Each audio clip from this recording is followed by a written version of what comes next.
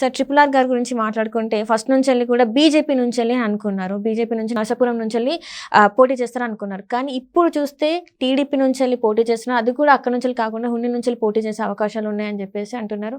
మరి ఢిల్లీలో తను చేసిన ప్రయత్నాలన్నీ మరి విఫలమైపోయినట్టేనా? నాకు కూడా ఆశ్చర్యంగా ఉంది. ఎందుకనంటే రఘురామకృష్ణరాజు ఢిల్లీలో చాలా లైజనింగ్ చేస్తారు. ఢిల్లీ బీజేపీ పెద్దలతోటి బలమైనటువంటి సంబంధాలు ఉన్నాయి.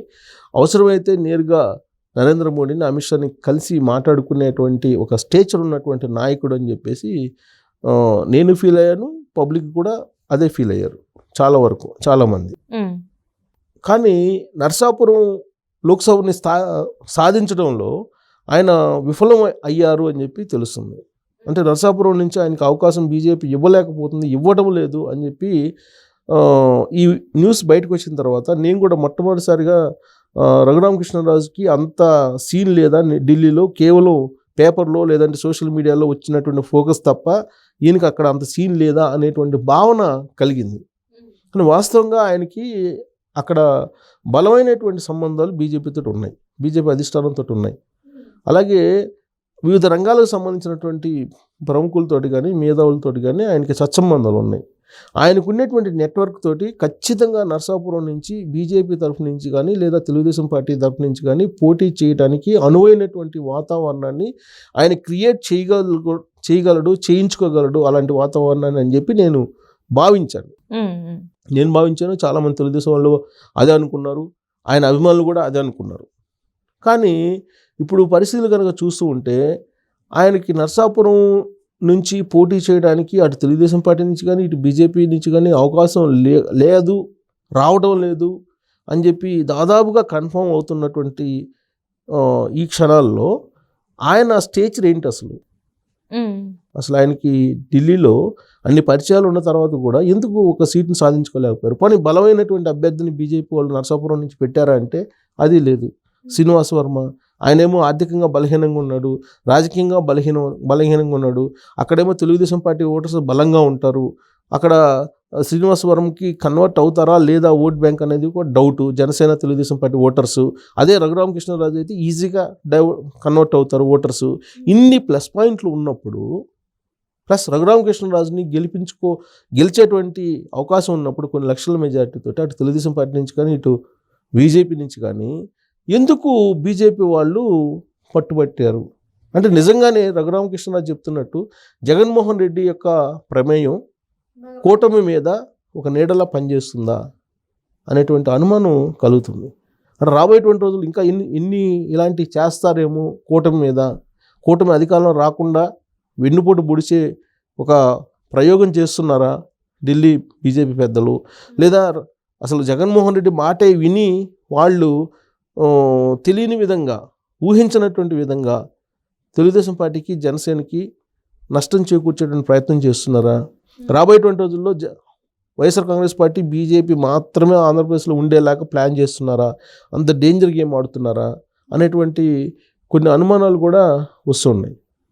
ఇప్పుడు ఆల్రెడీ నరసాపురం నుంచి గెలిచే అవకాశం లేదు ఇప్పుడు అభ్యర్థి, సర్వేలు చెప్తున్నాయి. అలాగే ఇప్పుడు రఘురామకృష్ణరాజు సరే ఉండికి పోటీ చేస్తారు, ఉండికి ఒకవేళ పోటీ చేస్తుంది తెలుగుదేశం పార్టీలో ఆయన చేరిన తర్వాత ఉండి అసెంబ్లీ నియోజకవర్గం నుంచి పోటీ చేస్తారని చెప్పి తెలుస్తుంది. ఆ ఉండి నియోజకవర్గం నుంచి పోటీ చేస్తే సరే ఆయన గెలుస్తారు, అక్కడ అది వేరే విషయం, గెలుస్తారు. అక్కడ ఉన్నటువంటి శివరామరాజు ఆయన పాపం ఆయన కూడా ఒప్పుకున్నాడు రఘురామకృష్ణరాజుకి ఇవ్వడానికి. చంద్రబాబు నాయుడు ఏదో చెప్తే విన్నారు, అంతవరకు ఓకే. కానీ ఈయన్ని తీసుకెళ్ళి ఉండి అసెంబ్లీ నియోజకవర్గానికి పోటీ చేపిస్తే అప్పుడు నరసాపురంలో ఉండేటువంటి లోక్సభ స్థానాన్ని బీజేపీ లేదా తెలుగుదేశం పార్టీ జనసేన కూటమి ఒకటి జారవిడ్చుకున్నట్టే కదా. అంటే ఇక్కడ సార్ వర్మ గారు కూడా నేను వెనక్కి వెళ్తాను, రఘురామకి ఇస్తే నేను ఓకే అన్నట్టు కూడా మనకు వార్తలు వచ్చాయి కదా సార్. ఆయన కూడా విల్లింగ్ ఉన్నాడు. బీజేపీ తరఫు నుంచి ఎవరైతే అభ్యర్థిని ప్రకటించారో ఆ అభ్యర్థి కూడా రఘురామకృష్ణరాజుకి కనుక ఇస్తే తను వెనక్కి తగ్గేదానికి ఆయన సిద్ధంగా ఉన్నారు. కానీ ఇన్ని అనుకూలమైన పరిస్థితులు ఉన్నప్పటికి కూడా బీజేపీ వాళ్ళు ఎందుకు ఒప్పుకోవట్లేదు అంటే రఘురామకృష్ణరాజు ప్రయత్నం చేయలేదా, లేదా ప్రయత్నం చేసినా అక్కడ ఈయనకి ఆ ప్రయత్నాలు ఫలించలేదా అక్కడ?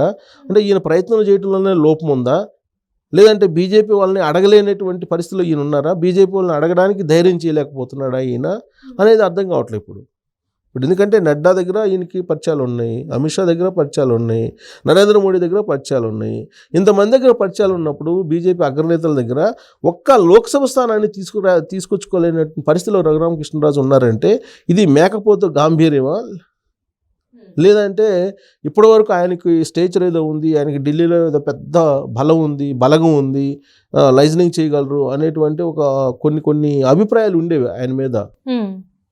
కానీ అంత సీన్ లేదు ఆయనకి అనేటువంటి ఒక అభిప్రాయం కలిగేలా ఇప్పుడు ఇది కనిపిస్తుంది, ఈ ఎపిసోడ్ కనిపిస్తుంది. ఆయన స్టేచర్ని తగ్గించేలా కనిపిస్తుంది. కనీసం ఇప్పటికైనా సరే ఆయన ఉండి అసెంబ్లీ నియోజకవర్గంతో సాటిస్ఫై కాకుండా చివరి నిమిషంలోనైనా నర్సాపురం నుంచి లోక్సభ స్థానాన్ని కనుక సాధించుకోగలిగితే ఆయనకి లాంగ్ రన్లో పొలిటికల్ స్టేచర్ మిగులుతుంది.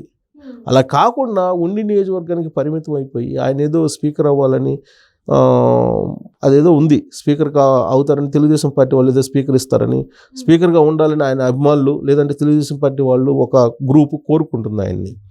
ఎందుకు ఇప్పటి వరకు జగన్మోహన్ రెడ్డి ఆయన్ని నియోజకవర్గానికి కూడా రానివ్వాల, ఆ విధంగా చేశాడు రఘురామకృష్ణరాజుని.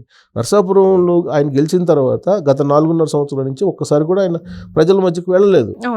వెళ్ళకపోవడానికి కారణం ఏంటంటే జగన్మోహన్ రెడ్డి అరెస్ట్ చేసి మ్యాన్ హ్యాండ్లింగ్ చేస్తారని. ఒకనొక సమయంలో ఆయన అరెస్ట్ చేసి అసలు చంపేసే పరిస్థితుల్లో నన్ను చంద్రబాబు నాయుడు కాపాడారని చెప్పి చెప్తున్నాడు కదా ఆయనే. సో అలాంటి పరిస్థితులు ఆయన నర్సాపురానికి రాలేకపోయారు, రానికుండా చేశాడు జగన్మోహన్ రెడ్డి, భయపించాడు ఆయన్ని. సో ఆయన ఢిల్లీ నుంచి ఢిల్లీలోనే కూర్చొని ఢిల్లీలోనే ఉండిపోయారు.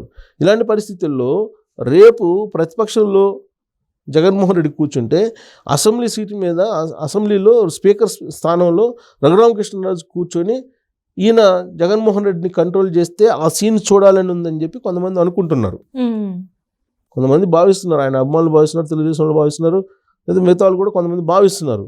కానీ నర్సాపురం ఇప్పుడు 2 రకాలుగా ఆలోచించు. ఒకటి ఆయన స్టేచరు, 2 నర్సాపురంలో ఇప్పుడు శ్రీనివాస వర్మ గెలిచేటువంటి అవకాశం ఉందా అనేటువంటిది ఇంకోటి. అంటే బీజేపీ ఒక స్థానాన్ని వదులుకోవడానికి సిద్ధపడుతుందంటే పరోక్షంగా వైఎస్ఆర్ కాంగ్రెస్ పార్టీకి సహకరిస్తుంది అనేటువంటి ఒక అభిప్రాయం కలుగుతుంది కదా. దానివల్ల మళ్ళీ మిగతా స్థానాల మీద కూడా ఎఫెక్ట్ పడుతుంది కదా.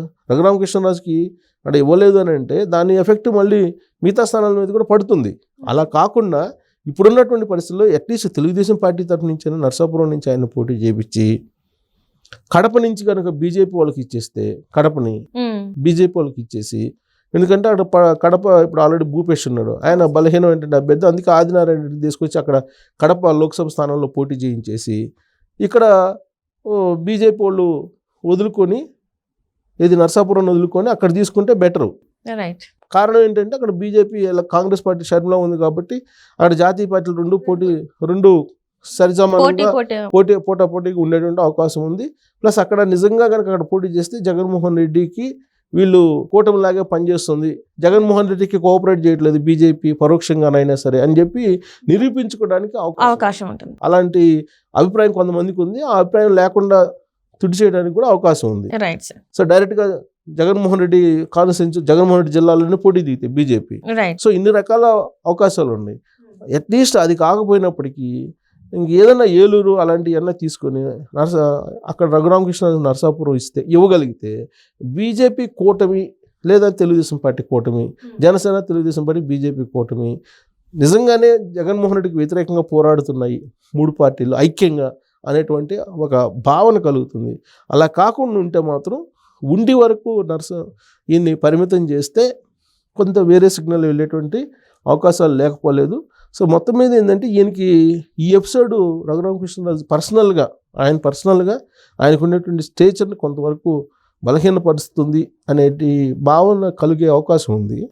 ఆయన స్టేచర్కి తగినటువంటి ఆయన లోక్సభ అక్కడ ఉండాలి, ఢిల్లీలో ఉండి రాష్ట్ర ప్రయోజనాలకు సంబంధించి ఏమేం కావాలో అక్కడి నుంచి లైజనింగ్ చేసి తీసుకొచ్చేటువంటి కెపాసిటీ ఉన్నటువంటి లీడర్ ఆయన. అలాంటి ఆయన్ని ఒక ఉండి నియోజకవర్గం వరకే పరిమితం చేసి ఇక్కడ అసెంబ్లీలో స్పీకర్ స్థానంలో కూర్చోబెట్టినందువల్ల కాకపోతే సెల్ఫ్ సాటిస్ఫాక్షన్ ఏదో ఉంటుంది కానీ మానసిక ఆనందం అంటారు కదా, ఆ ఆనందం ఏదైనా ఉంటే ఉండొచ్చాం కానీ స్పీకర్ స్థానంలో కూర్చోబెట్టినందువల్ల ఓవరాల్గా రాష్ట్ర ప్రయోజనాలకు సంబంధించి స్పీకర్గా ఉండి ఆయన చేయగలిగేది ఏముంటుంది.